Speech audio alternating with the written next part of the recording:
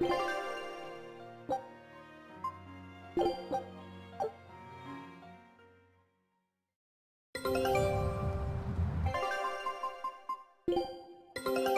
a look at this. Great! Let's do this one Rangetsu style, guys!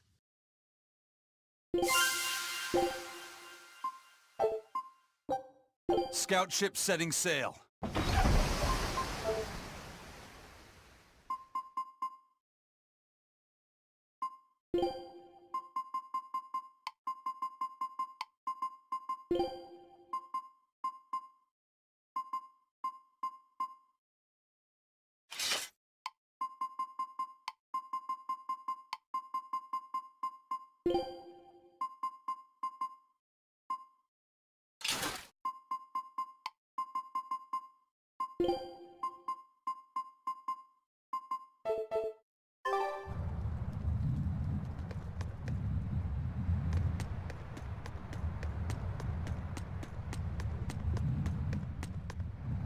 Hey, Eisen, is there, anything we can do about the Prince's hawk? Griffin, I mean. Every day, it goes out on these hunts or whatever, and brings back the weirdest stuff. It's making a real mess out of the deck. Hawk's hunt. What's the big deal? Well, yeah. At first it was bringing back good stuff like seaweed and fish, things we could cook with. Sure, I was glad for a while. But then it started to escalate. Now we're talking 150-kilo ambercants and 350-kilo killer swordfish that it's catching. That's not a bad thing, is it? It just means more to eat. It is when they're being dropped from the sky onto the deck. Especially those killer swordfish and razor-sharp bills. What if somebody gets run through by one? Can't you just warn the prince that his bird needs to be more careful? Yeah, we could, but he looks so happy watching his hawk, I'd hate to spoil it for him. Yeah, the prince looks so happy whenever Griffin is flying free. He kept grinning and asking Grocky all nice-like if he wanted to fly some more. Grocky? That's what Kamawana kept calling Griffin. She says she came up with it by combining Griffin and Hawk. This is probably the first time in the prince's life that he's tasted any freedom. His whole life, he's only done what duty dictated of him. Letting Griffin fly was his first free act. To the prince, Grocky is an extension of who he is. So what are we going to do? Nothing, really. It's not like it really hurt anybody. But it's punctured some major holes on the deck! I'm sure even the prince knows when to rein it in. Let him have a little fun. He deserves it. I don't know about all that. I'd say the prince is letting his newfound freedom get the better of him. Hey, I was just up on deck and it looks like Griffin's caught an elephant tuna this time. An elephant tuna? That's the really big tuna that can swallow a killer whale whole, right? That almost sounds like a demon to me. Yep, huge fish, gills like elephant ears. I saw it myself. From the looks of it, I wouldn't be surprised if it was a demon. It's crazy valuable. On a good day, it can fetch 20 million gold on the market. But there's something ominous about seeing it hovering in the air above the ship. 20 million gold? I take back everything I said. The Prince and Griffin can do whatever they want. Did she say above the ship? Oh, hell. Benwick, we need to stop Prince Percival. Aye, aye, sir. Hey! Don't drop that on the deck! Are you listening to me?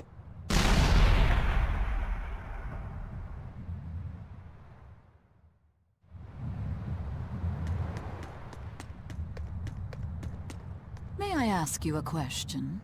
What? You're an Earth Moloch, yes? Why live on the sea when your kind sinks in water? I live on the sea because I'm an Earth Moloch. I'd be curious to hear more. Ifrid used to go on about how we should accept what we were born with.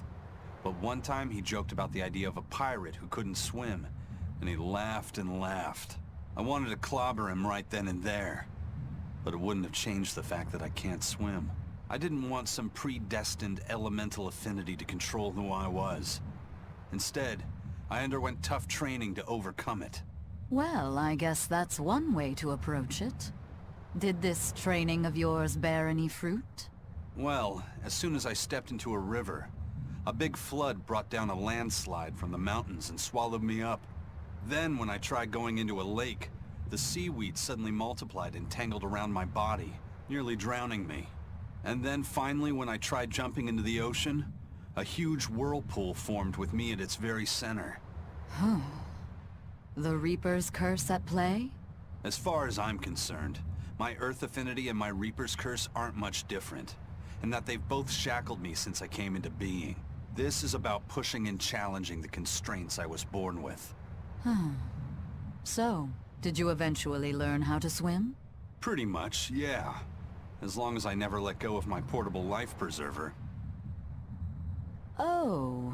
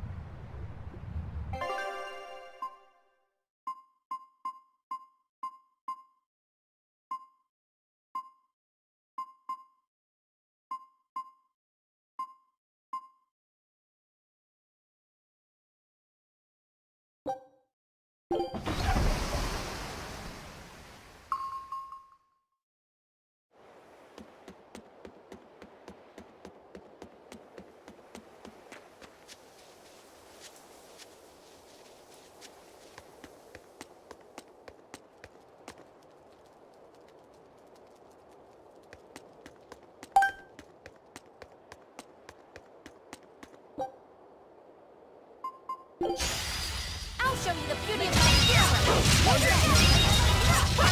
Next! Make it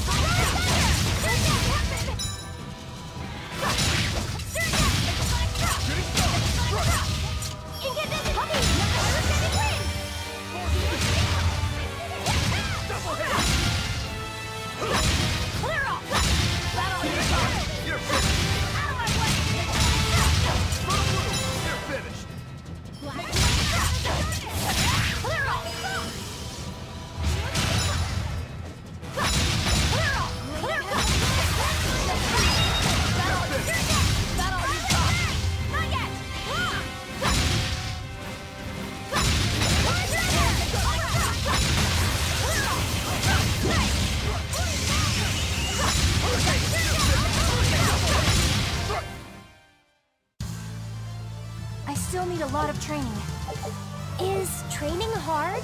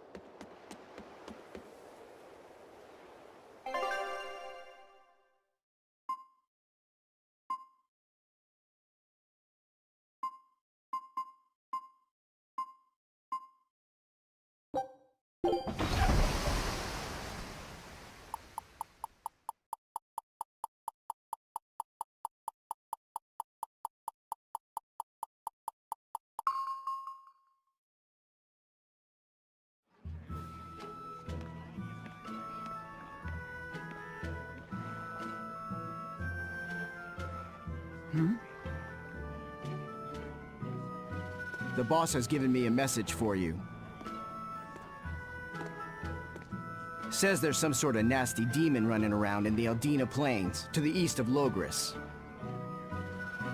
She thought it might be the one you're looking for. wasn't the Eastern Highway closed off from Logris? That was only temporary. It's back open now. If you follow the road, you'll reach Stonebury Village. There you'll find one of ours who actually saw the demon. You want to know more? That'd be a good place to start. Got it. Hey, that's the same direction I sensed Give Tabitha our thanks.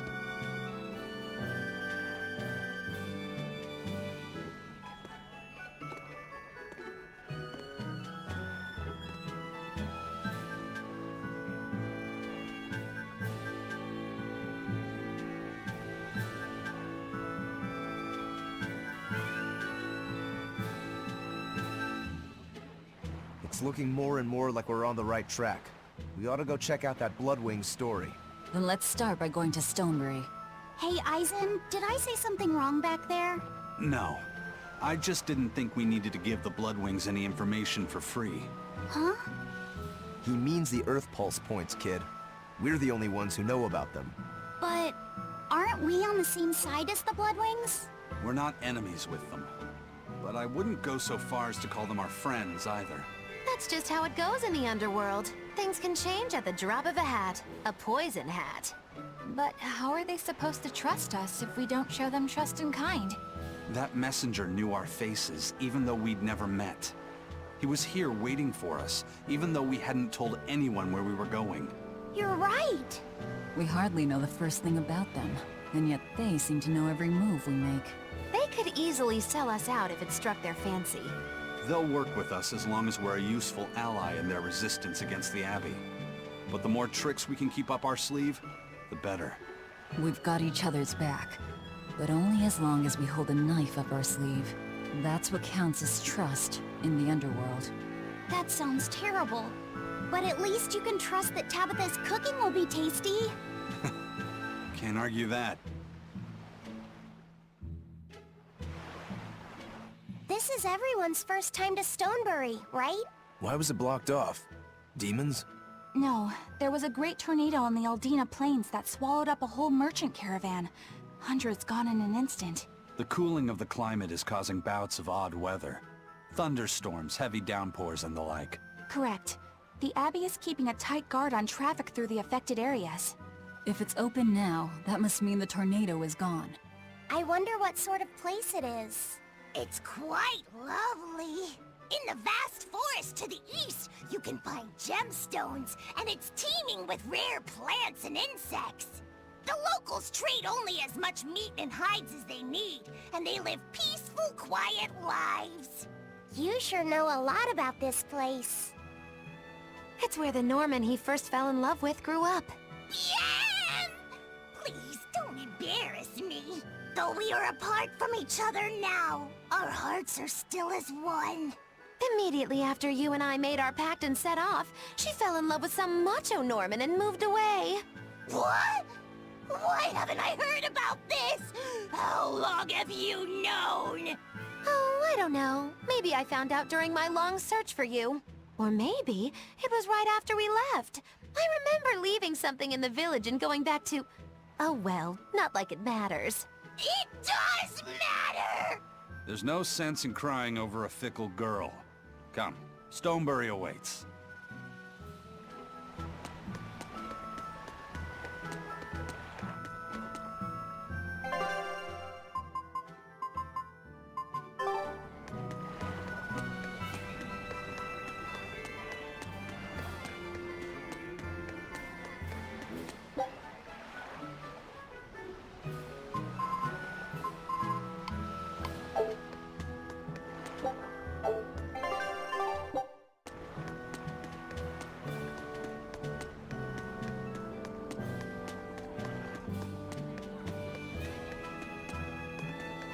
The Eastern Plain is finally open for travel. I hear that the people of Stonebury are alive and well.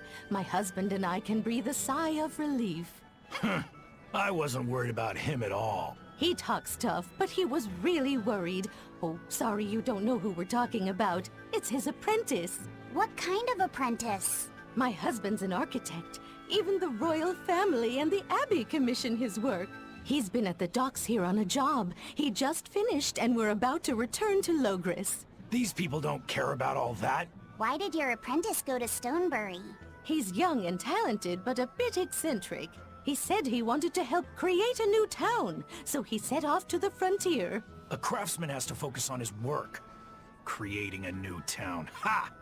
He should know his place. But my husband didn't disown him. That boy's fearlessness reminds me of my husband when he was young. So you understand how he feels then? I didn't say that. If he thinks he has the talent, he's free to do as he likes. But if he doesn't follow through with it to the end, I'll be done with him. Did you hear that? He thinks the boy can do it. If you ever find yourself in Stonebury, go visit that boy's workshop. Right, I'll do that.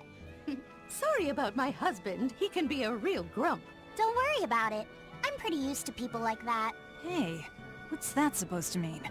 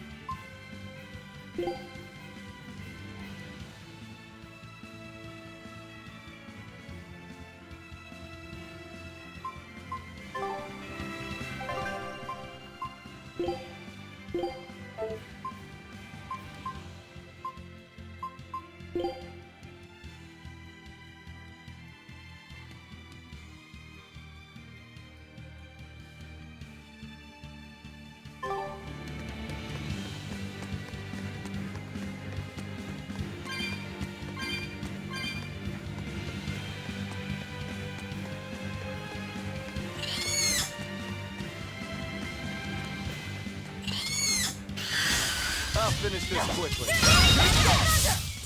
Not even worth my time.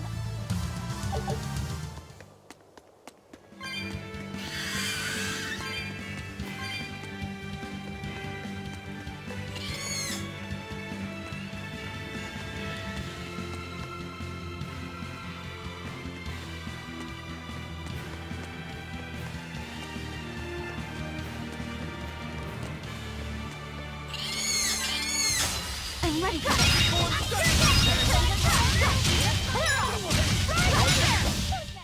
Not even worth my time.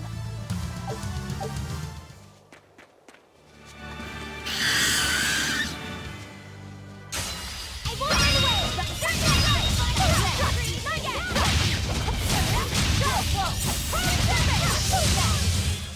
I did good, didn't I?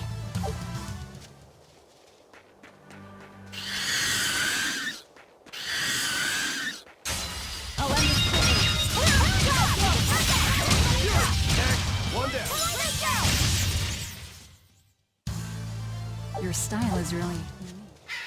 I think I've finally gotten used to it. Used to what? Your powers. I think I finally got a handle on them in a way that feels right. That's good. Hopefully you won't faint anymore. Yeah, and I'll keep learning too. I hope we can make this work out. Yeah, definitely. Fingers crossed. What's wrong? Nothing. Hey! When you and Eleanor made your pact together, she gave you a true name, right? Was it a good one? True name? What's that? It's a special name in the ancient tongue given to a Moloch as a necessary step in forming a pact with a human. I gave Bienfu the name Fushicast. It means thing. That's pretty messed up. It's just my own little way of showing affection. So what kind of name did you get, Laphicet? What's the matter? She didn't give you a really weird name like Magulu gave Bienfu, did she? If you're not happy with it, I can talk to Eleanor about it later. So go on and tell me... I'm fine with it. And I can't tell you anyway. Well, you don't have to get so worked up about it. A true name is not something a Moloch just casually divulges to others. They carry a special meaning to us. Speaking it to anyone other than our Pact Keeper carries a special meaning. Between comrades, it means we trust them with our lives. In other cases, it's... Practically a confession of love! You could have said something sooner, you know. Laphicet's at a delicate age. You should be more careful in the future. Oh, really? It's just another way of showing affection.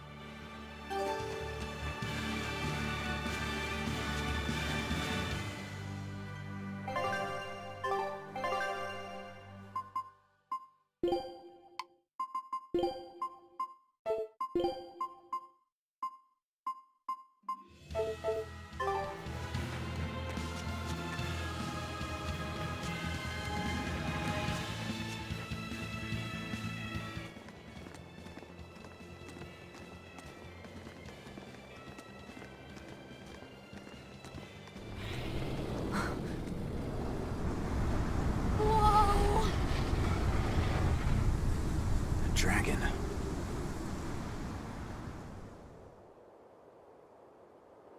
That's gotta be the demon Tabitha wanted us to know about. It's flying free, but could it still be a Therian? I just felt an Earth Pulse point. It's that way, somewhere near the top of that mountain. Let's check it out.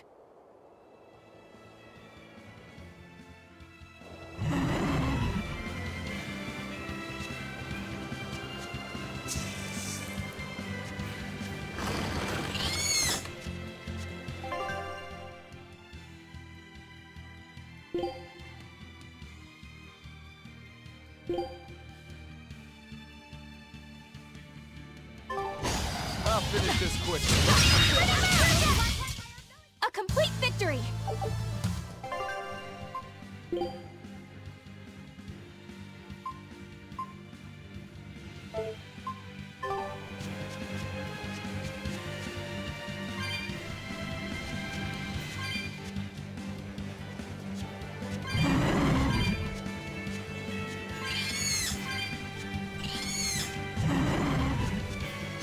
I'll finish this quickly. They were nothing.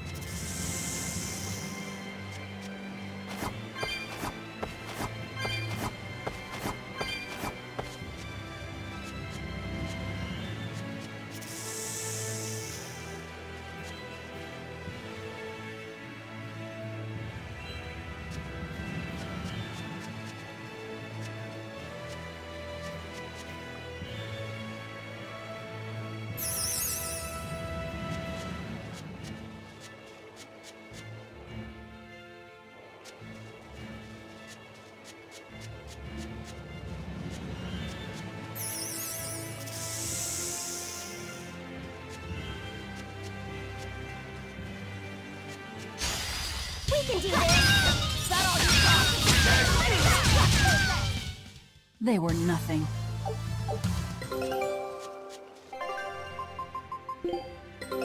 Our scout ship has returned! A new recipe! Show him how Ifreed's crew can sail.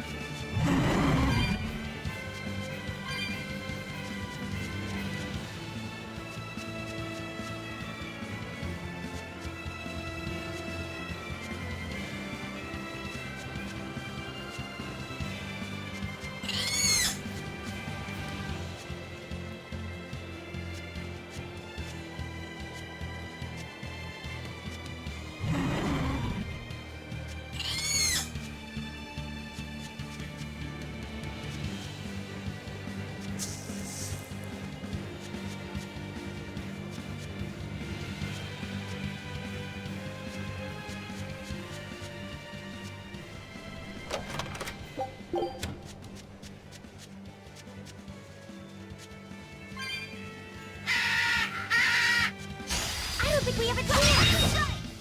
They were nothing.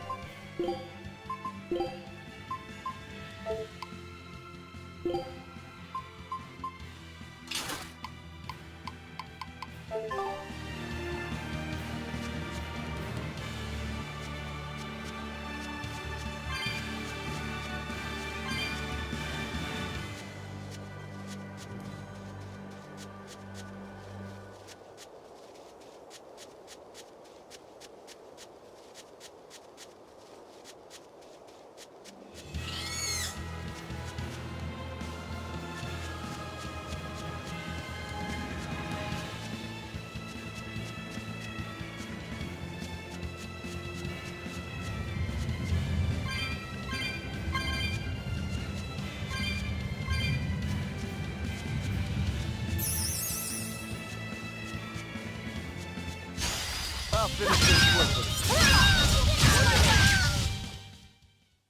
You're not hurt, are you?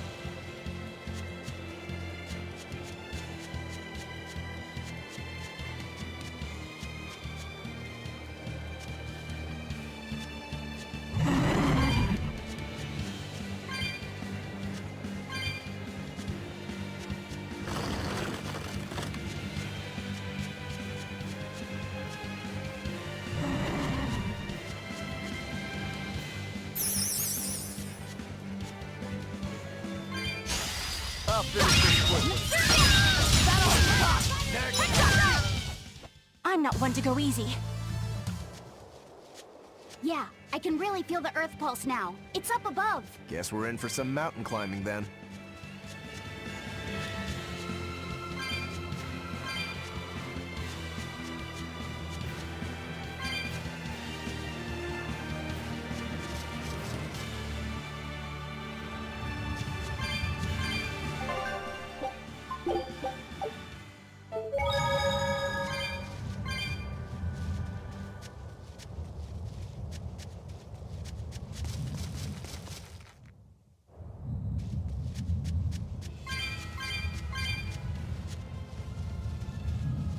Here!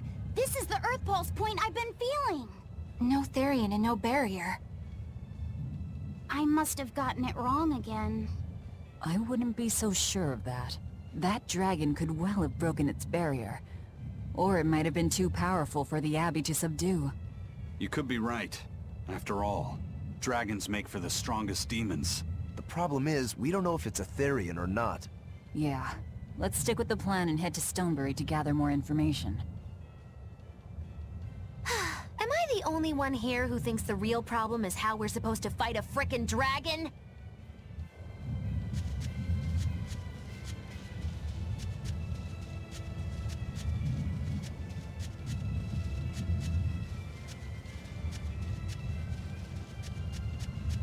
I can't wait to take a good look around. Whoa, now that's what I call a view.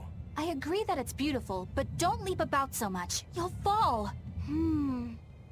I can sense many Earth pulses under this place. I figured you'd notice that. An intricate web of Earth pulses crisscrosses the land under the Aldina Plains. Mountains like these would normally take tens of thousands of years to form, but these popped up in about a millennia. So the Earth pulses have affected the land? Exactly. Long ago, people wielded arts that allowed them to manipulate the Earth pulses and control the very land itself. How could arts like that exist? Perhaps they pushed against key points on the Earth pulses? Like how acupressure can improve a person's blood flow. That's a rather forced comparison. But you may be right. Either way, those arts have been lost for eons. I'm impressed, Eisen. You know a lot about everything. Not at all.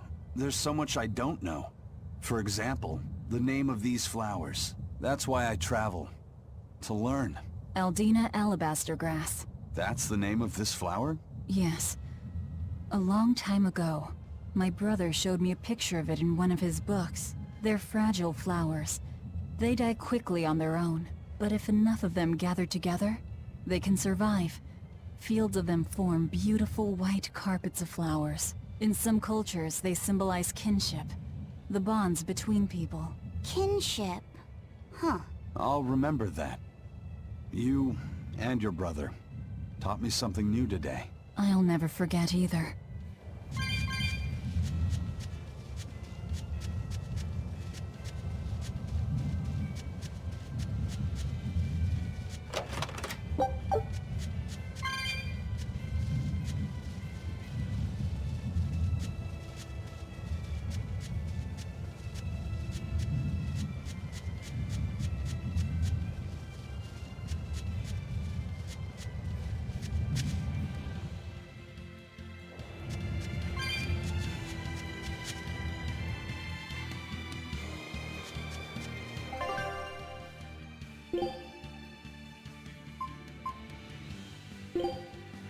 Thank you.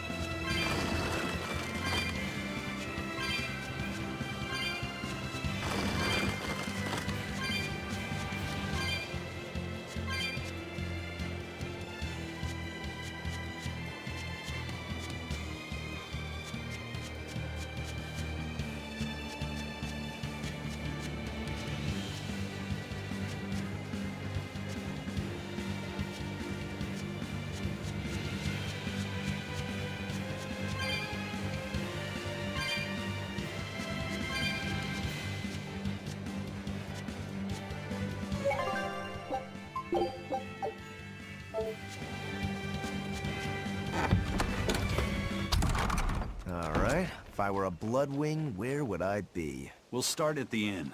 It only... Yay! I found so many blueberries! What are you gonna do with all those? Make jam? I'm going to feed them to my chickens. That way they'll lay eggs with purple yolks. What? You know that won't work, right? It sure will. The color of yolks change depending on what a hen eats. My grandma taught me that. Actually, we always feed our chickens corn. Is that why their yolks are yellow? What are you gonna do with purple eggs anyway? Tourists are coming from the capital again, right? I bet they've never seen purple eggs, so I figure I could sell them for a lot. Maybe I can even make our village famous! You've thought this out. But will they really sell? You know what they'd make, right? Purple fried eggs, purple omelets, purple egg fried rice. Hey, would you want to eat a purple omelet? Strange things sell, right? You don't have to be so mean just 'cause you can't think of a better idea. Oh, sorry. Here, let me help you. Fine. Go catch a whole barrel full of jewel beetles. If we feed them to my chickens, we'll get eggs with yolks like shining jewels. I really wouldn't want to be your chickens, but... okay. What a carefree village. But you know, this is what really makes humanity amazing to me. Attempting the impossible. Reaching for the stars, just as a matter of course. Aye. Though we may stumble countless times on our way, we can achieve anything we put our minds to. Attempting the impossible, huh? That's all well and good, but there are some lines that should never be crossed. Purple eggs. Ugh. Raspberries, strawberries, blueberries. They all grow in abundance around Stonebury. We even have a fairy tale about it. One day the ground was covered with so many fallen berries, they all became stones. Stoneberries. Is that how the town got its name? The spelling has changed some, but yes. Berries are an important part of this village. We harvest local berries to make jams, pastries, gels, and all sorts of sweets. Berry-flavored gels! I've never had one. We've exported our jam and fruit for a while now, but our raspberry gels are still being perfected. Aw, rats. Are the vegetables growing in that field special too? I don't think I've ever seen anything like them before. You've got sharp eyes. But that's right. They're a rare species of wild potato. They're red and they're called radish bells. We discovered them in the mountains nearby. Sadly, the potatoes are actually highly poisonous. Really? They look so good. They do. But the skin and the sprouts are toxic. If you aren't careful when removing them, it's Poisonville for you. Deadly poison aside, they're sweet, fluffy, and go great with butter. And when they're fried nice and crispy, they're the best. So just skin them and sell them. What's the problem? Yes, we've thought of that, but the way they are now, you have to peel off quite a bit before you get to the edible part. Peel one as big as your fist, and all you get for your trouble is a bit of meat the size of an egg yolk. That's why we're selectively breeding them. One day, they'll have only a thin layer of poisonous skin. Why not breed them to get rid of the poison altogether? With no poison, bugs will eat them, and they'll be more vulnerable to cold and heat. With potatoes, as with people, getting rid of everything harmful isn't always for the best.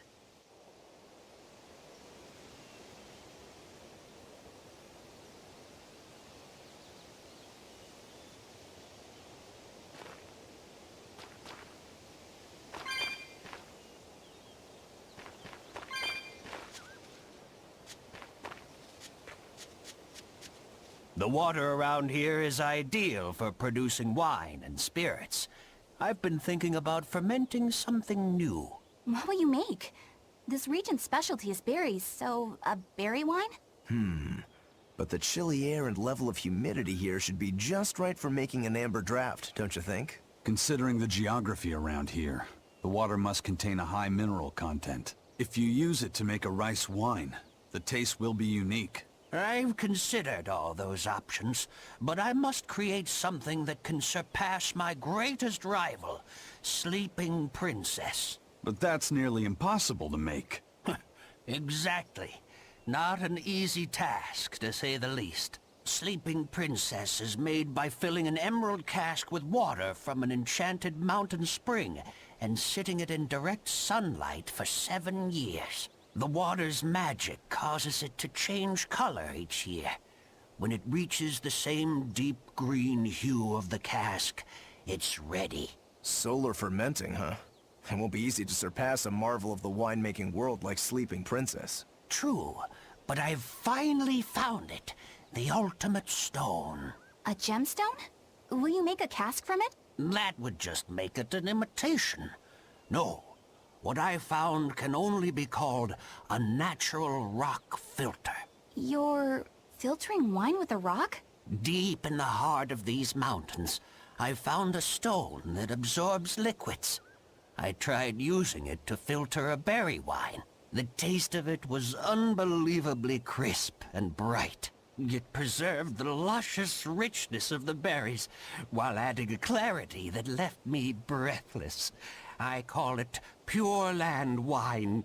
There is no better. May I have a taste? My apologies, but it took me 10 years to make a single thimbleful. I drank that thimbleful for my tasting. It'll be about 50 years before I can make a decent batch. I doubt I'll see a full bottle in my lifetime. 50 years, huh? Meet you back here, then? I've never been so glad not to be human.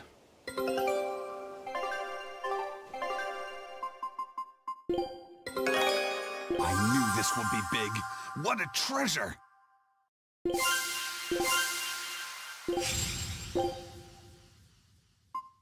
Scout ship setting sail.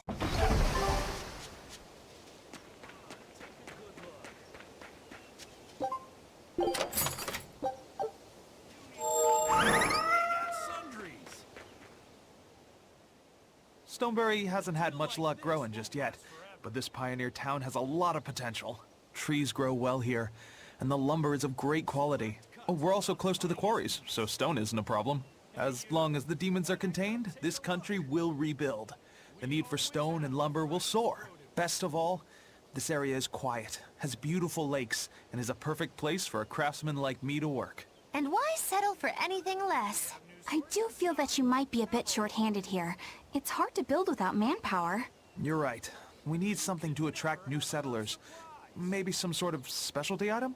Is there any fruit or vegetable that can only be found around here? There is a type of potato called the radish bell that we grow, but it's got a few, quirks. If you want to attract people, you should just ring a bell. Come to Stoneberry, where the money grows on trees. A bell tower, huh? That might actually work. We can even use local stones for the bell. The Stoneberry Stone Belfry. It won't work. Huh? Try hitting a rock. Doesn't ring. Ah, how could I have missed that? I'm still such a novice.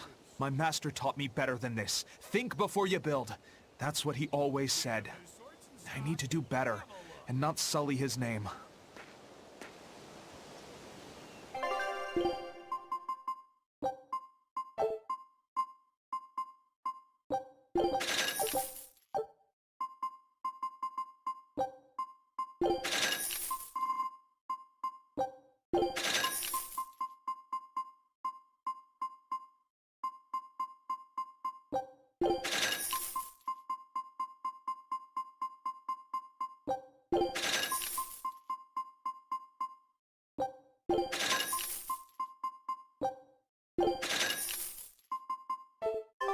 Go on, take a good look.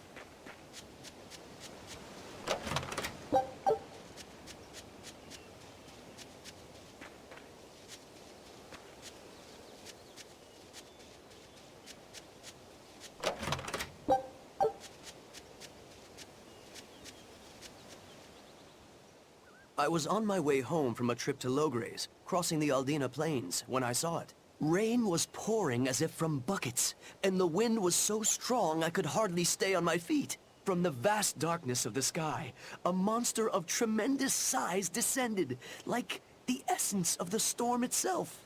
A huge flying demon? At that moment, a group of exorcists leapt out from their hiding spots and began to battle the demon beast. But it met their swords with its fearsome horns, and a swipe of its tail threw the noble exorcist's back. Horns? And a tail? Where did the demon go? I couldn't tell you. I was so frightened, I ran away and never looked back. I hope the Abbey can get rid of it, but the beast took out 3 exorcists with a single blow. Come to think of it, another person was there too. He faced the demon and told it to stop. Zavid. If you're going to the Aldina Plains, you'd better be careful.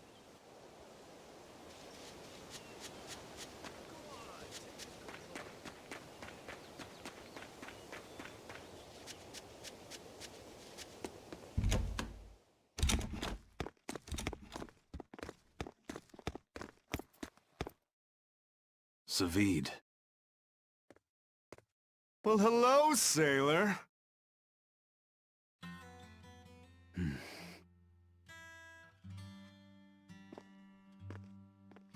Are you waiting for someone? Nope. Just saying a prayer for someone. Someone? Let's go. Clearly there aren't any Bloodwings here. You're just going to leave? I'm right here. Everybody has times they need to be alone.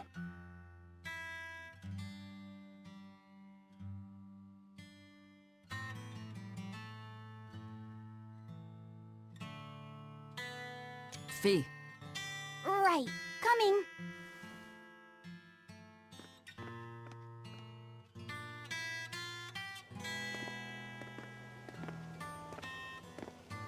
What do you think he was praying about?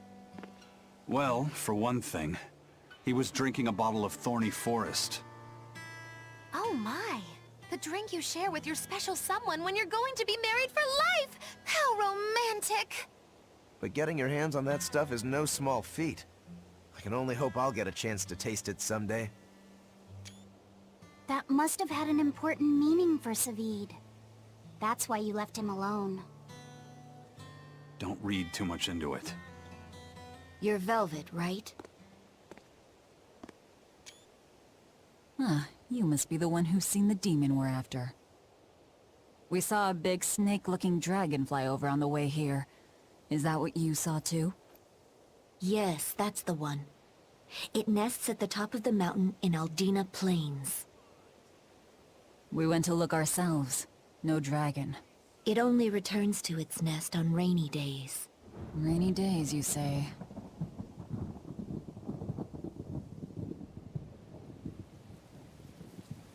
Oh, just look at what you went and made the weather gods do! This doesn't bode well. Not at all! Thanks. We'll give it another shot.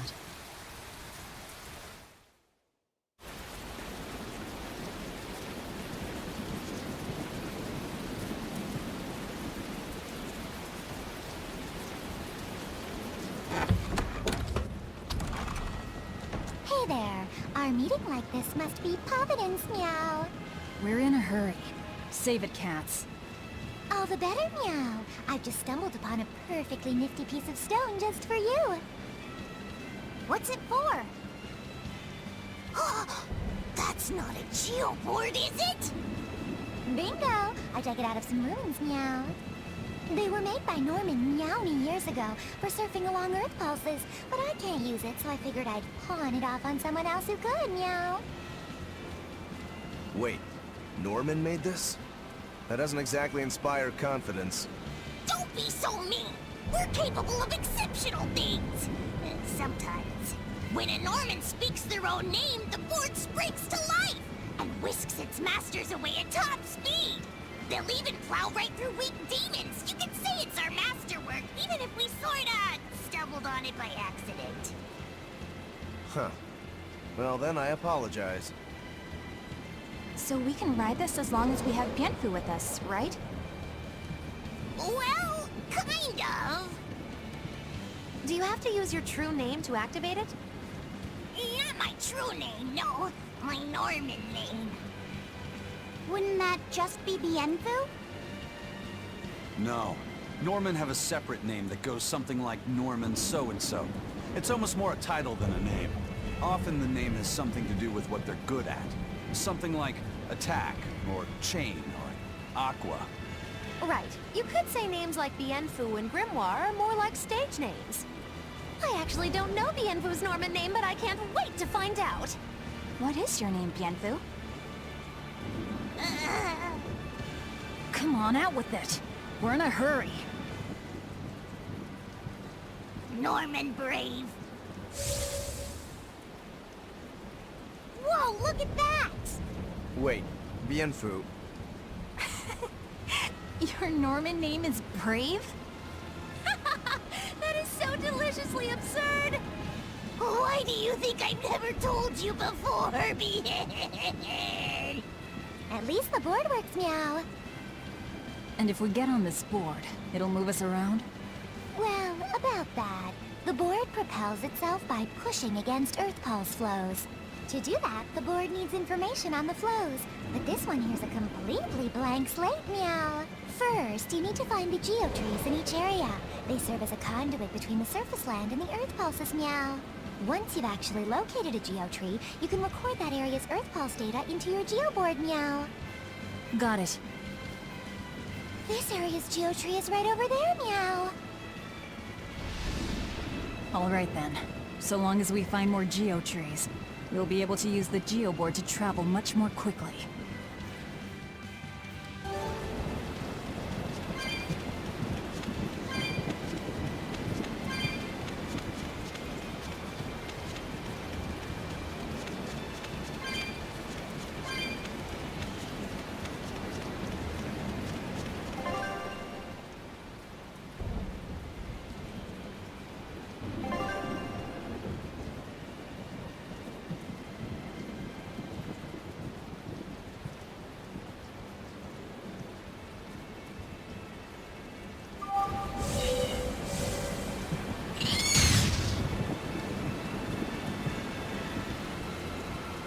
Well, that's going to come in handy. Yeah, and it's a lot of fun to ride, too. I could get used to this. I'm so worn out. I feel like I had to sprint the whole way here. Huh. Seems like operating the board saps a lot of energy from Bienfu. Even still, this board gives us a strategic advantage. Brave here will just have to bear a little exertion now and then. Yeah, Brave. Buck up. I believe in you. Be brave. Ah! Stop calling me that!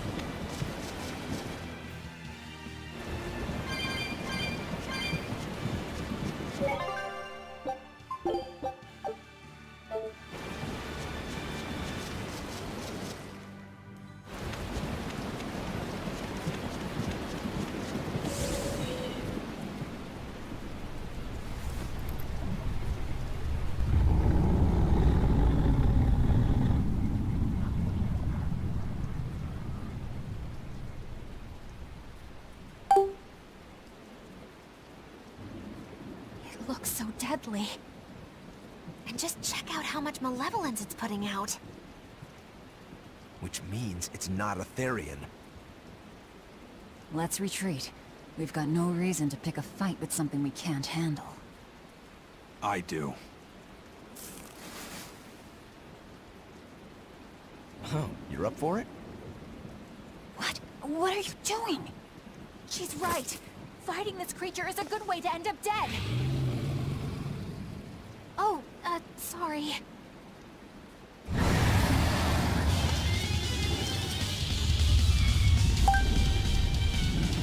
Well, no turning back now.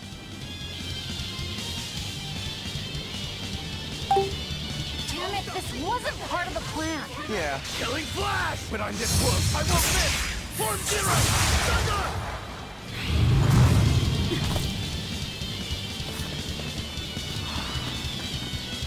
Yep. This one definitely puts up a better fight than your average demon. Is there any hope of actually defeating this thing? I'll do whatever it takes. That's my way.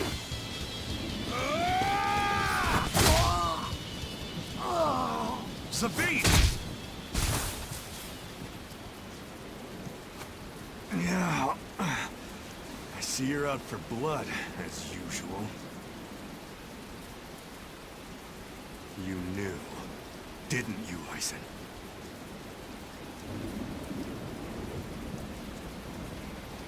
Out of my way.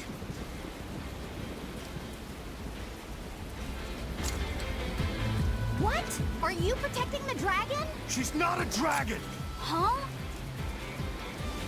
Back off, or I'll make you back off.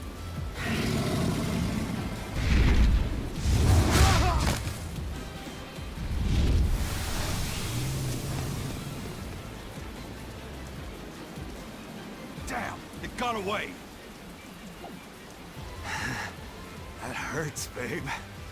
And here we hadn't seen each other in so long.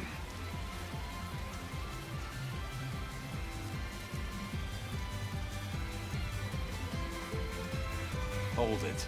Is that dragon someone you knew?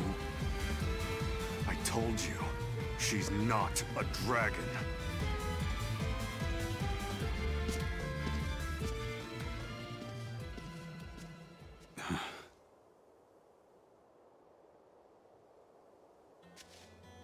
So, it seems old Check Out My Pecs and the dragon have some kind of close ties. Did I hear you right? We're talking about a dragon here. I know what I said. But how could that be? When Malachim are tainted by malevolence, a dragon is what ultimately results. So you're saying that dragon was a Moloch Zavid once knew? She must be who he was praying for back in town. Yeah, most likely. But do Malachim put out malevolence like humans do? No, not by themselves they don't. But if one remains in contact with humans or demons who do, it will eventually taint her, and she will become a dragon. What about you, kiddo? You feel anything weird after you got thrown into the Earth Pulse at the Empyrean's throne? I did, yeah. Can't say I'm surprised. The air there was thick with malevolence being sent on its way to Enominat. If I'd stayed there, I might be a dragon too. Is having a vessel not enough to prevent a Moloch from transforming? A vessel can reduce the effect, but not eliminate it.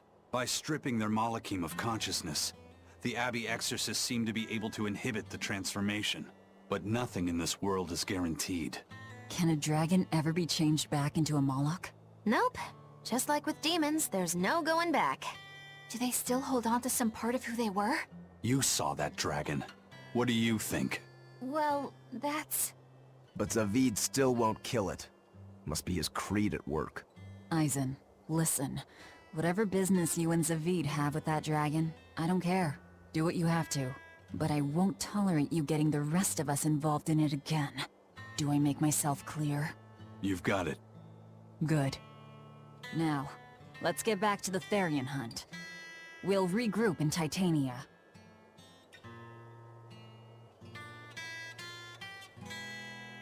If what Eisen said is true, then could I wind up as a dragon someday?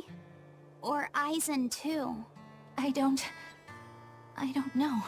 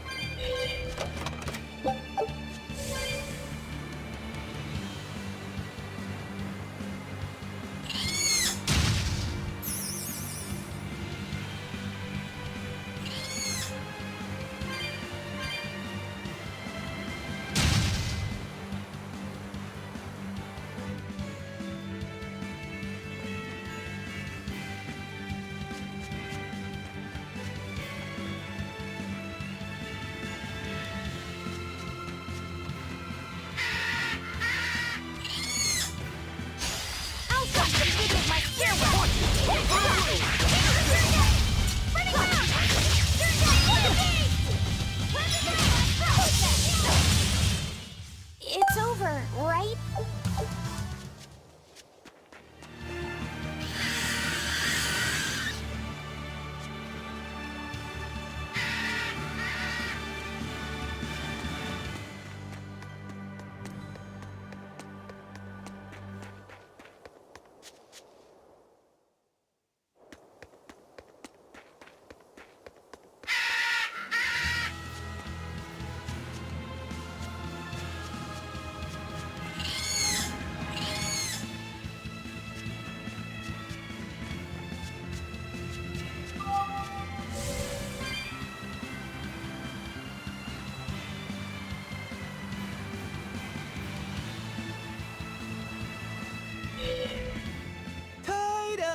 Turtles, keeping tight circles. Oh, perfect timing, Eisen. I's got a letter for yous. A letter? Did you get a reply to that letter you sent? What's it say? What's it say? I know everything that you've done. Repent for your horrendous deeds, you monster. What did you do, Eisen? No idea. There's no sender written on here either. Who would write something so awful? Who cares? If I gave a damn about other people's feelings, I wouldn't be a pirate. I suppose that's true. Forget about it. What's the status of the other stuff? The Palmier made it just fine. But we've run into some troubles finding the Nordals. My deepest apologies. What are Nordals? Nordals used to be given out by Empyrean temples. If you collect a set of 4, you find happiness. Oh, so they said. Nowadays, there's only 4 left. Red, blue, green, and black. Even worse, nobody hardly knows nothing about them. Dolls of the Empyreans.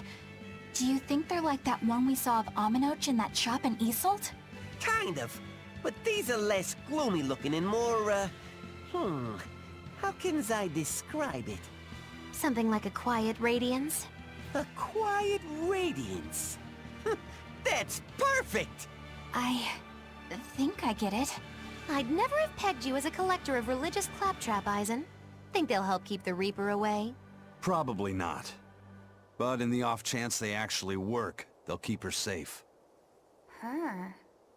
Hey, that letter Eisen sent off earlier was addressed to a woman, wasn't it? Our little Laphicet is growing up. No, I wasn't implying she was his girlfriend. Her writing just seemed more mature, and...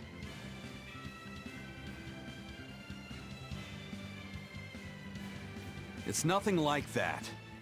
She's my younger sister. I didn't know you had a sister. She's the only family I have left. She and I live apart for various reasons. I'm guessing your death curse is one of them, huh? Magilou! So that's why. I'd be happy to help you look for those dolls, Eisen. Are you sure? Yeah. Okay then. Thanks. I saw Benwick and the other crew members get into a serious fight over whether cats or dogs were better. I don't get what the big deal is. I can't believe you could say such a thing! No conflict is more perilous than the one that has dogged mankind since the dawn of civilization! In the shadow of every war are the battles of dog lovers and cat lovers. Between each side lies a divide, maybe not all that deep, but unbridgeable all the same. I'd say we're lucky that the squabble you saw didn't escalate into anything more serious. I had no idea it was such a big deal. So what side do all of you fall on? I am, without a doubt, a cat person. Cats and witches have a long history together. Personally, I prefer dogs because they can cohabit with humans while following rules. But I like cats too, because they're cute. What about you, Rokuro? Shigure liked cats, so I don't. But I like dogs even less. Always wagging their tails for their masters. I feel the same way. Dogs will trade anything for food. Learning tricks, wagging their tails, getting friendly, and in time, even forgetting to howl. I think that's too cynical. Dogs make efforts to please humans so that we can live together. They're friendly and compassionate creatures. Then does that make you a cat person, Aizen? Actually, I like squirrels best. When I lived with my sister, the nearby forest had lots of nice, fluffy squirrels that would let me pet them. This isn't about squirrels. It's about cats and dogs. You have to pick a side. If I had to choose, yeah, it'd be cats. There's something lovable about the way they act, especially when you spoil them. Reminds me a lot of my sister. What about you, Velvet? Cats or dogs? Dogs. They don't betray you. You always have to be so serious, don't you? So Velvet and Eleanor like dogs, while Magilu and Aizen prefer cats. And Rokuro doesn't care for either one. That makes you our tiebreaker, kiddo. The fate of this showdown is in your hands. It is? Now that you're no longer the Abbey's dog, perhaps you're thinking of being one for Velvet's column? What has that got to do with anything? We're just talking about which animal we like. If you're getting so angry over this, he's going to have no choice but to pick dogs. I just told you. No more fighting! This is clearly getting out of hand, so why don't you all agree that you're Bienfu people and make up already? And what makes you special enough to have Bienfu people? Because I can be loyal like a dog, but also do my own thing like a cat. If you pick me, everybody wins. I don't think it works that way.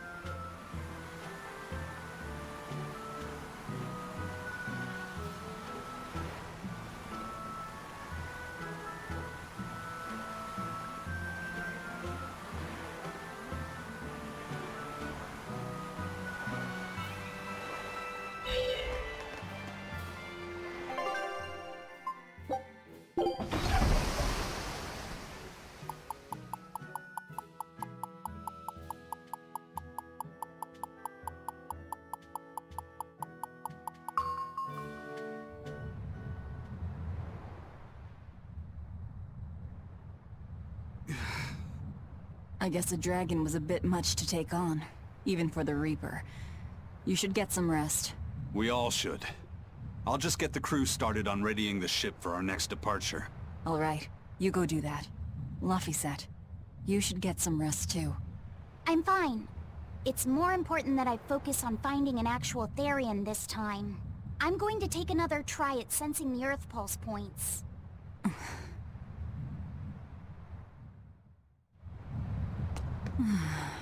You're as stubborn as ever, Fee.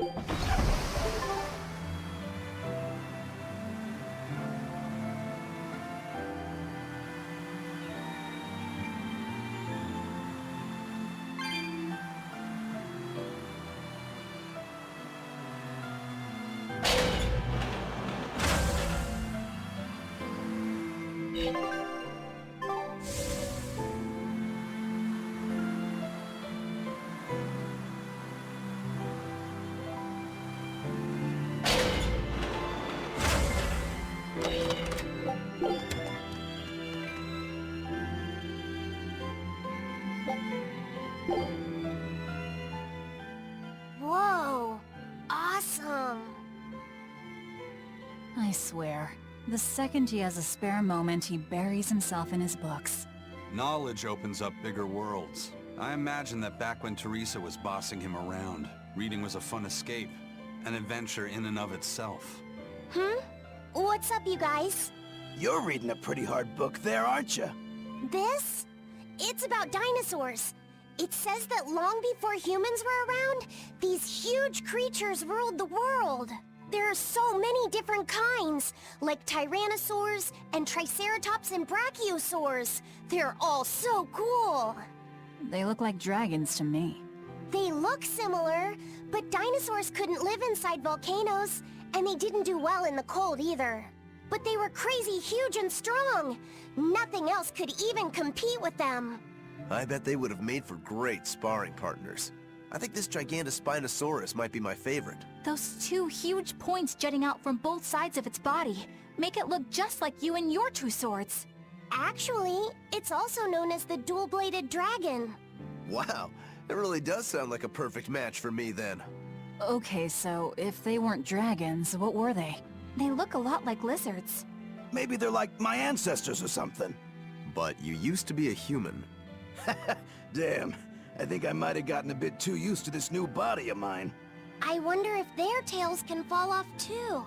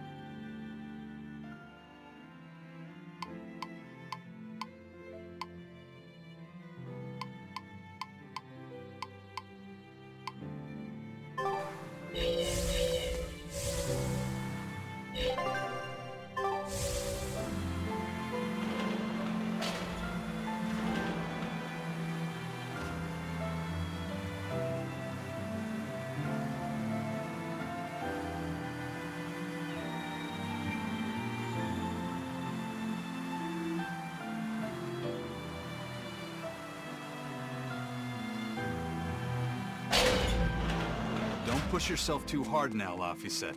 You hear me? I hear you. I told everyone I could find the Therians, but I've only sent us to the wrong places. Aizen, is there any way to boost a Malak's powers? I guess it's okay for me to tell you this. The majority of Malakim today have their consciousnesses sealed away to be used as mere tools for the exorcists. But originally, Malakim were beings who received prayers from people, and in return bestowed their blessings upon nature and mankind. So you're saying that when humans pray to a Malak, the Malak receives great strength? Yes. In general, at least. Some Malakim, like me, buck the system and bring about misfortune rather than divine grace. Oh, that's unfortunate. But who would ever pray to me? Maybe you didn't lead us to any Therians, Fee, but it's not like we came back empty-handed. We found Orichalcum to use against Shigure, and we also learned we can hold our own against a dragon. Velvet. So where should we go next, Fee? Northgand! There's a big Earth Pulse point north of Helivis! Works for me. Aizen? We can leave whenever you want. Doesn't matter to me. And I'm all set. Let's make our way to the harbor. When I say prayers, I don't mean outright worshipping. All I'm talking about are earnest thoughts and feelings directed at you. I see. So I'm already receiving prayers then.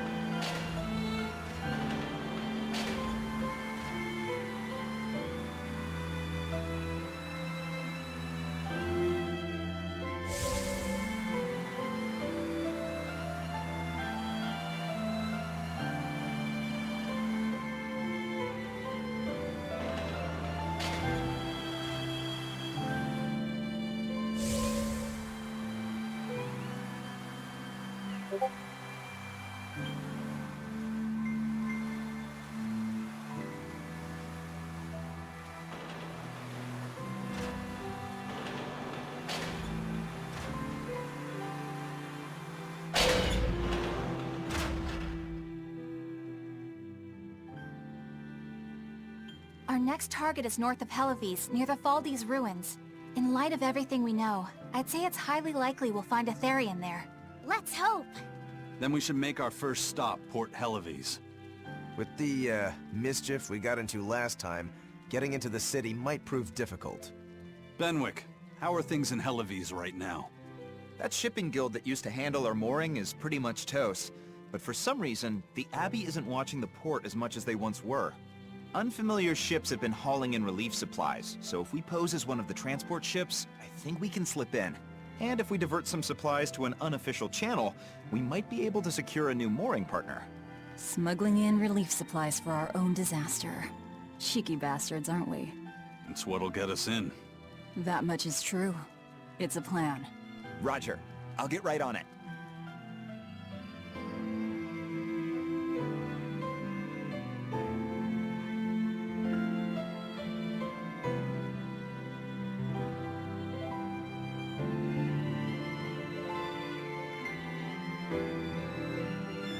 Hey, Eleanor. Abbey exorcists don't pray to their tethered Malakim, do they? You mean something besides our oaths? An oath is a magical formula that grants you power in exchange for binding you to a rule, right? Yes, though that is simplifying it a bit. When Malakim receive human prayers, they bestow their blessings upon people and nature. Aizen told me that we Malakim grow stronger when humans pray to us. Prayers and blessings? I've never heard of that. I used to think the same way as the other exorcists. Malakim are merely tools that allow us the use of arts. Yeah, That's what I figured. But Innominat is different. The exorcists all worship him.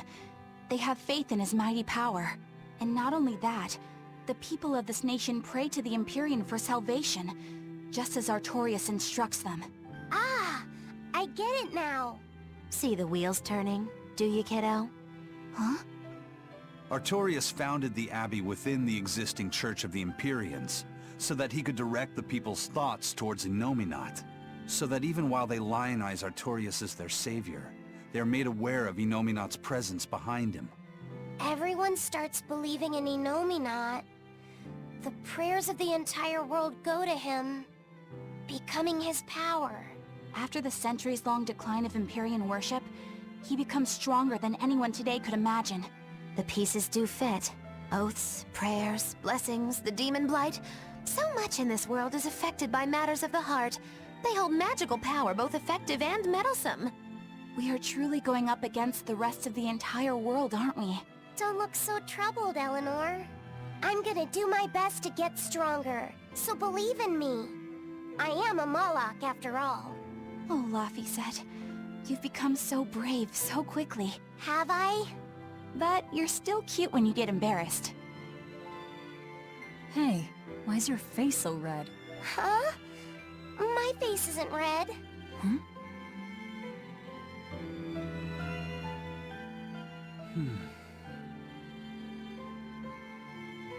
Hey, Eisen. What's it feel like to get a letter? I don't feel anything, nor do I want or need to. There's no joy in receiving these things. Huh? Why not? Don't be so shocked. Look, it's just an invoice from the Turtles. What's the big deal anyway? Do you wish you get letters too? Yeah. But I don't have anyone to send letters to. Let alone anyone who would send me any. Laphicet, I've got a letter for you. What? Really? Who could it be from? The sender is... Bienfu? Yup. You got a letter from yours truly. I figured you'd be wanting someone to send you a letter right about now, so I wrote one up for you. What do you think? You're happy, right? Oh, yeah. Thanks, Bienfu. I'll even read it for you. Dear Moloch Laphicet, I hope that this letter finds you in good health and high spirits. Thankfully, I'm doing well myself, with no major changes to report. Bienfu's taking all this so seriously. It's so rare to actually see him like this. As you're aware, I've been spending my days ironing Magilu's outfits, sewing her buttons, and washing her hat and tremendously long socks. Recently, however, I made the mistake of remarking to her that she might not have been quite as slender as she once was in her younger years. She hung me upside down from the roof in the middle of the cold. I nearly became a frozen Normansicle. It was so horrible that I couldn't stop my tears from flowing down my little cheeks.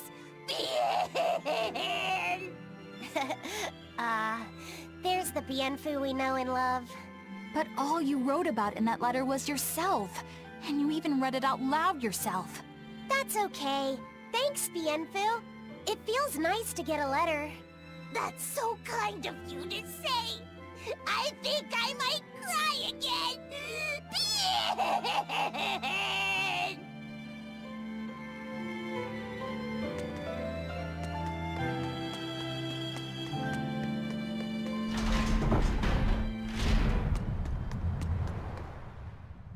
We've loaded everything bound for Helaviz. With that much trade, I doubt anyone will suspect us. Any idea who can give us cover for docking?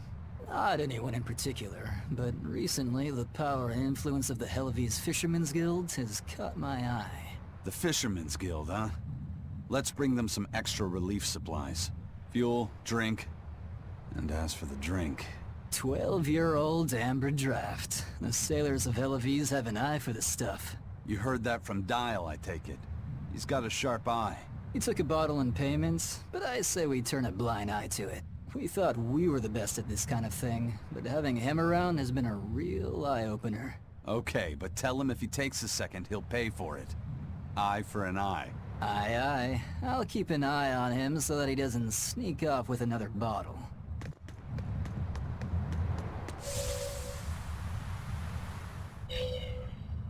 The supplies are loaded. We can make for Helavies whenever you want. That was fast. If we weren't hard workers, we wouldn't be sailors. Eleanor! Oh, what's wrong, Kamoana? She said she had a dream about her mom. When Mommy saw me, she said I looked scary. That she didn't want a scary little girl like me. Your mother would never say that, sweetheart. But how can you be sure? Well, how do I put it? I know because I know. You're just lying to make me feel better.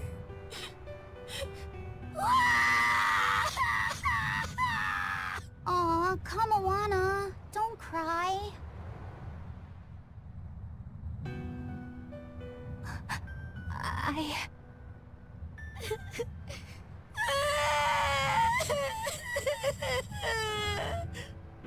Oh, this is the part I hate about little kids. I'm not a little kid! I hate you, Velvet! I hate you! That's right, let it all out. Stop it! Stop it! Mommy! I saw my mommy! She didn't want me!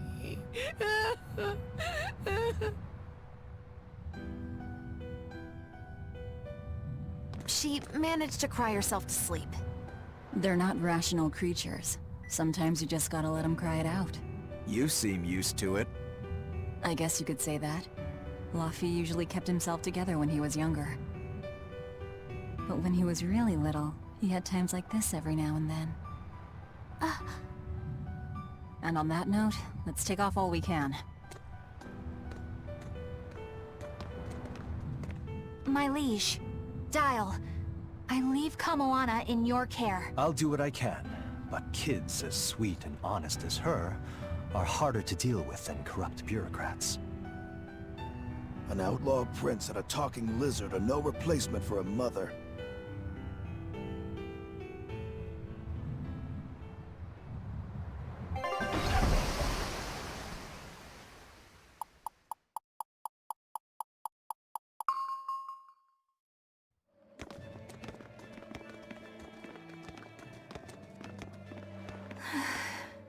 I do hope Kamoana isn't crying anymore. Yeah. Shush! How long is it going to be before you send in another exorcist to replace Lady Teresa? With these demons clamoring at our gates, none of us feel safe anymore. You have our deepest sympathies, but we were sent here on a different mission. That's what the last exorcist who came here said before leaving for the north. What could be up there that's worth all that attention? Surely we're not all being punished by the Abbey for what happened with Medusa, are we? That is not the case. Now, if you'll excuse us, we have business to attend to.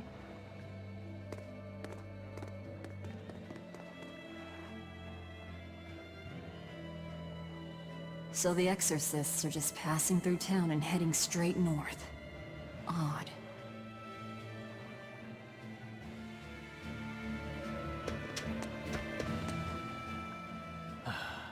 Ever since the Calamity showed up, everything's just gone to pot, I say. Calamity? What do you mean?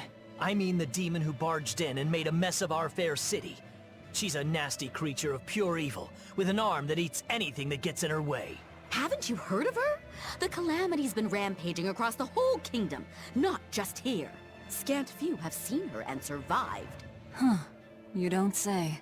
After the Calamity raised our ships and our port, the shipping guild fell apart, and our trade routes got poached by other ports. It's bad.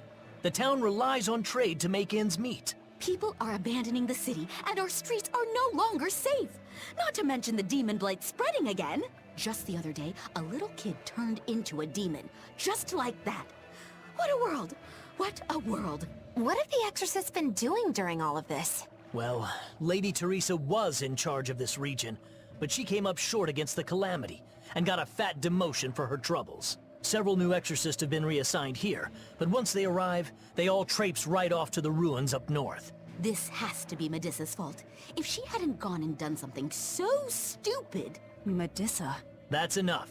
This isn't something for outsiders to know. You're right. Sorry. I'm really worried about what's going to come of this town. It sounds like Hellofeast isn't what it used to be these days. We need to ask around and find out more about what's going on here. Agreed. Especially regarding the Abbey and those ruins. I'm also curious about this Medissa woman. The ruins part makes sense, since the Earth Pulse point might be there. But why do you care who Medissa is? Just a hunch. Something tells me she's worth looking into. You're not gonna look into this Calamity chick? She sounds like a real terror. Yeah, I think I'll pass. I already know plenty about what makes her tick. Are you all right, Madame Eleanor? Don't let those people get you down. I'm fine. Thank you for your concern. But could you not do that thing where you blow air on me to dry my tears? All right, I'll just pat your head then. That won't be necessary either. But really, things are in a terrible state. The town burned, the guild ruined, the abbey all but gone. It won't be a functioning port for some time. You can't fault them for being upset. They had it real good here until we came along. Those Hellavesians were like spoiled children. How so? Hellawes was once a tiny fishing village. The bountiful northern seas provided plenty enough fish to sustain their trade. But Flamestone gave them an easy way to get rich. And once they got a taste, they abandoned their old craft.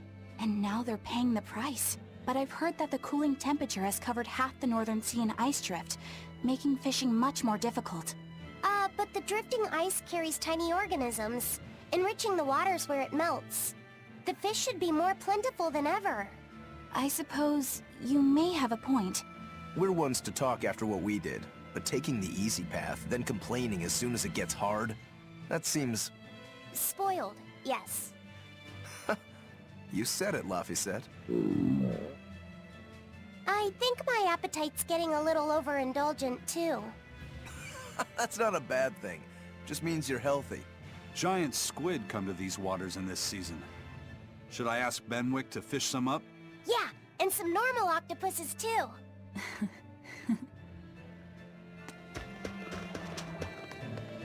This calamity is... us, isn't it?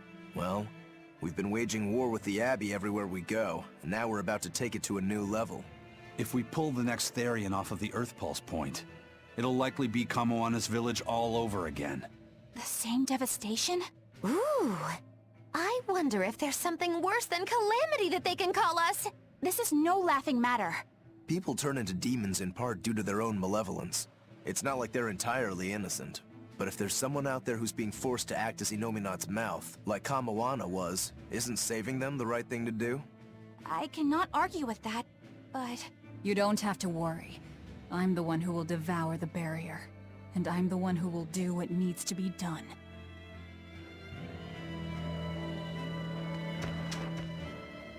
The demon attacks have ground trade to a halt. But people are slowly starting to fish again.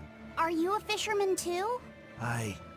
This town got swept up in the recent trade boom. But back when I was a young lad, this was a fishing port through and through. Ever since the shipping guild took over the docks, all of us fishermen got muscled out. Making this a commercial port has helped the town grow. But a lot of people weren't so happy with the guild. It's too bad everyone couldn't just work together. Once money gets involved, people change. That's true no matter what age you live in. The people know it's the ones making the money who lead the charge. But we follow anyway. It's human nature. I hope everyone changes their minds once we start rebuilding. But who knows what will happen.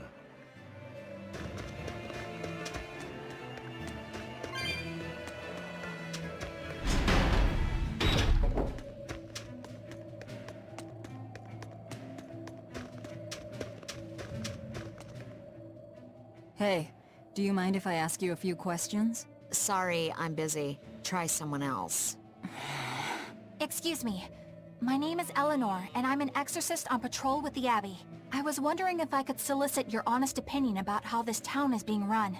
Oh, I didn't realize there was an exorcist with you. Yes, please tell the Abbey we want Lady Teresa back. Her governance was strict, it's true, but at least we could live in safety. Now, all the exorcists run off to the Faldi's ruins and leave us here in the lurch. They value some dusty, faraway ruins over the lives of the good, hardworking citizens here. It's just wrong.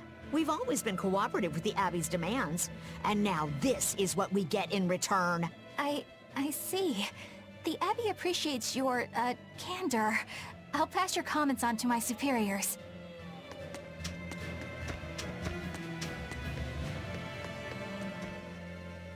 First it was the sailors, and then even a small girl caught the demon blight.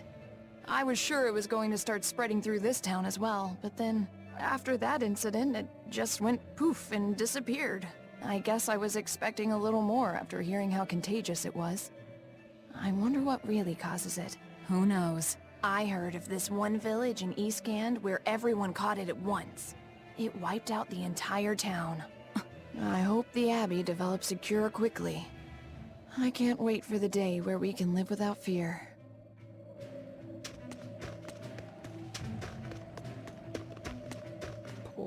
Poor Medusa.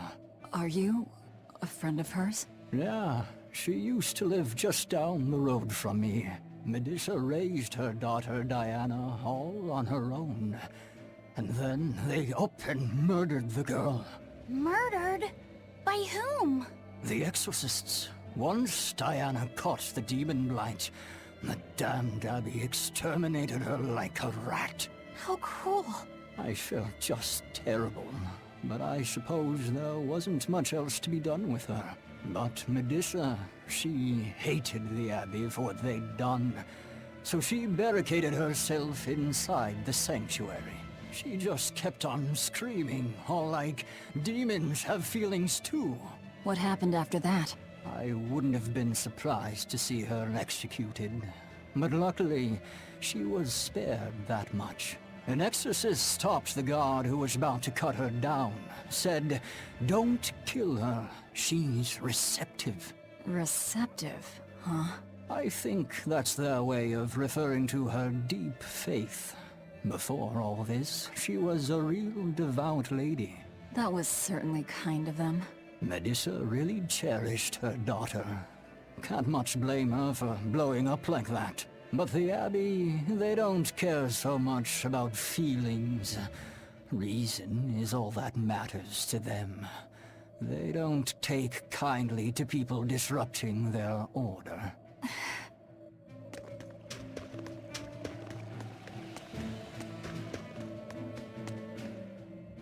If you go north from Hellebes, you'll come upon the Faldi's ruins, which are Abbey property. Mainly, it's used as a checkpoint for hauling ore that's extracted out of Mount Killerhouse. But between you and me, I hear the Abbey also uses it as a prison camp.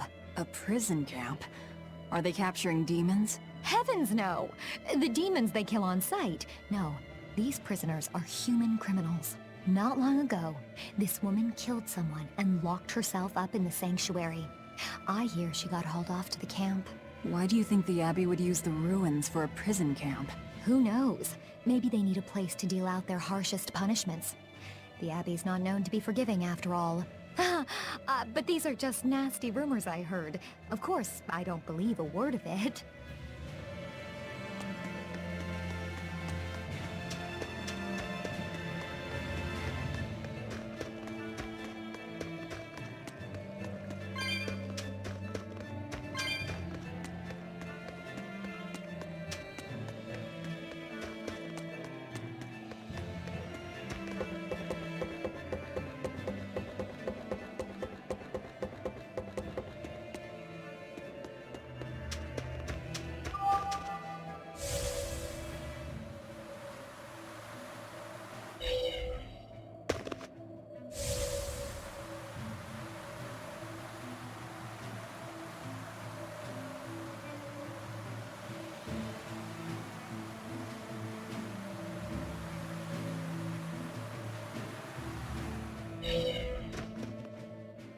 I can't believe the demon blight has spread into the city now.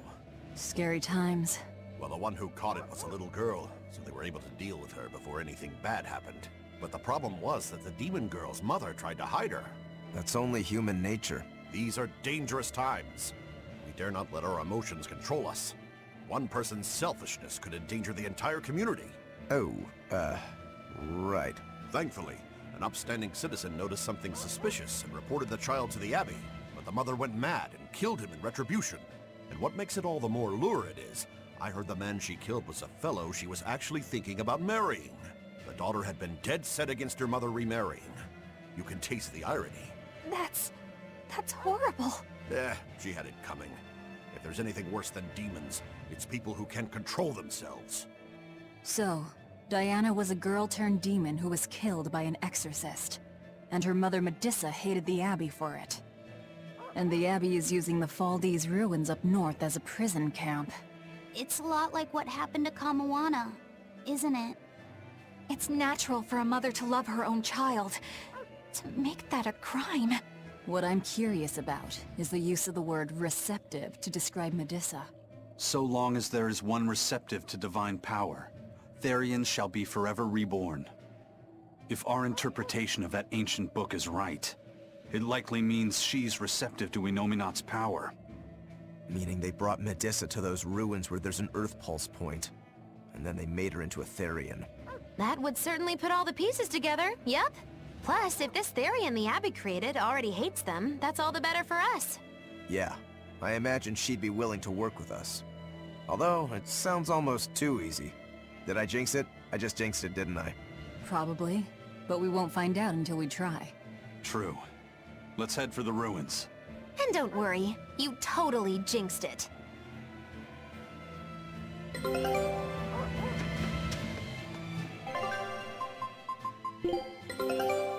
All right.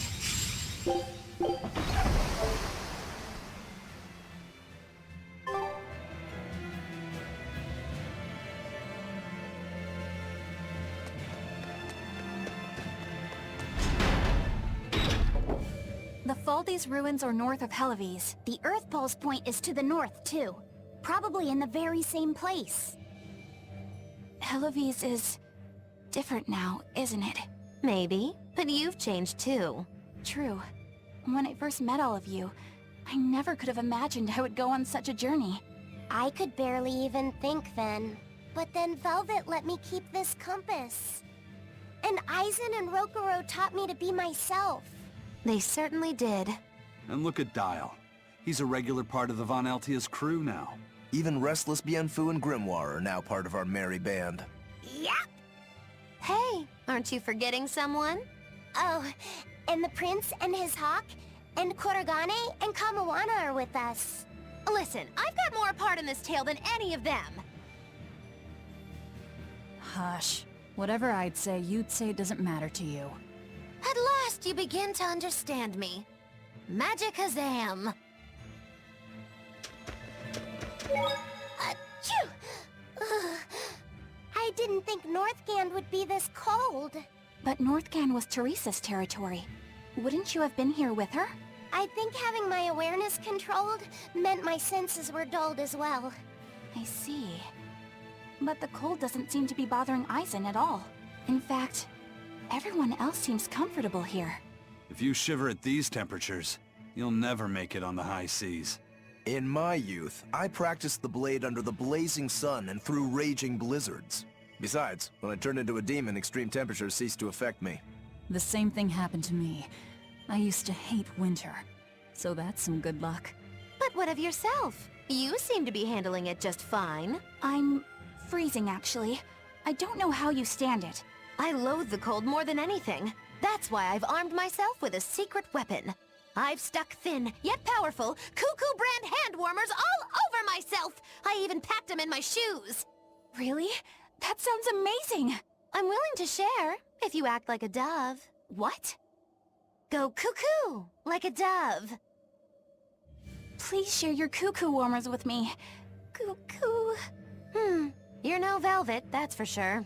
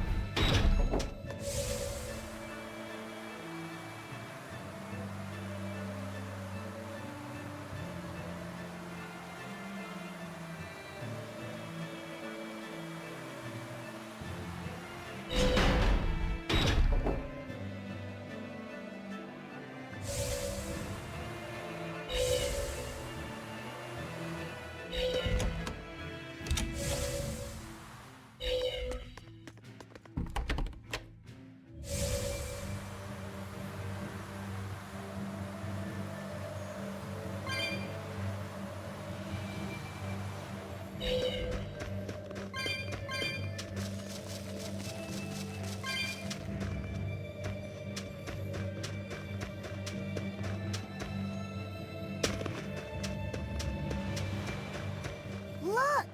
It's another ingredient for the Omega Elixir. A unicorn horn, huh? Hey! Whoa! Careful with that! If anyone other than a maiden of pure heart touches a unicorn horn, it loses all its powers! A maiden pure of heart. That's a pity. Nobody here fits that description. I beg your pardon. Just what kind of woman do you think I am? Well, when I think of a pure maiden, I think of a princess who's never lifted anything heavier than a pair of chopsticks her whole life. Your view of women is completely messed up. Is it? Well, personally, I'd liken myself to a maiden who's maxed out her purity stat by her third playthrough. But I'll defer to Velvet. Hey, Fee. Why don't you carry it? Me? Are you sure that's okay? Honestly, I don't know. But you're the one who wants to make this Omega Elixir. If you can't get the ingredients yourself, I don't see much point in keeping this up. Yeah, you're right. Don't worry about it, kid. Magilou's just quoting some old wives' tale. Unicorn horns are actually just tusks, from a kind of whale called a narwhal. Why didn't you say that sooner? Aizen, you spoil sport! I totally had them on the hook! At least we've established that Magilou wouldn't be able to hold a real unicorn's horn. Well, for now, let's report our success to Videl.